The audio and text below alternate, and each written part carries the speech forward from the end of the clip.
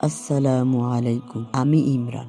আমরা সবাই জীবনের কোনো না কোনো সময়ে কঠিন পরিস্থিতির মধ্যে দিয়ে যাই। মনে হয় আর কোনো পথ নেই। কিন্তু আপনি কি জানেন, আল্লাহ তাআলা পবিত্র কোরআনে বলেছেন, নিশ্চয় কষ্টের সাথেই স্বস্তি আছে।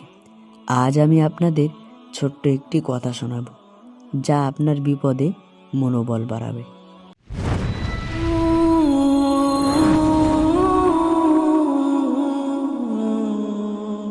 একবার এক ব্যক্তি খুব অভাবে পড়ে আল্লাহর কাছে সাহায্য চাইলেন। দিন যায়, মাস যায়, কিন্তু তার অবস্থার পরিবর্তন হয় না।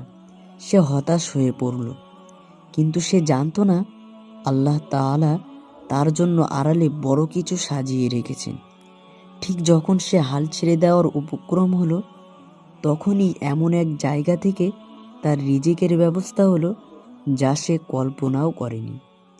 ইসলাম আমাদের শেখায়, সবর বা ধৈর্য মানে শুধু মুখ বুজে সহ্য করা নয়, বরং সবর মানে হলো কষ্টের সময়ও আল্লাহর উপর এই বিশ্বাস রাখা যে তিনি আমার জন্য যা করছেন তাতেই কল্যাণ আছে।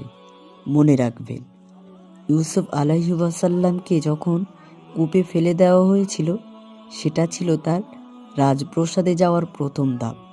আপনার বর্তমান কষ্টটাও হয়তো বড় কোনো সাফল্যের শুরু। তাই আজ থেকেই অভিযোগ করা ছেড়ে দিয়ে আলহামদুলিল্লাহ বলা শুরু করি। আল্লাহ আমাদের সবাইকে ধৈর্য ধারণ করার তৌফিক দান করুন। ভিডিওটি ভালো লাগলে লাইক দিন এবং আপনার প্রিয়জনদের সাথে শেয়ার করুন, যাতে তারাও অনুপ্রাণিত হতে পারে।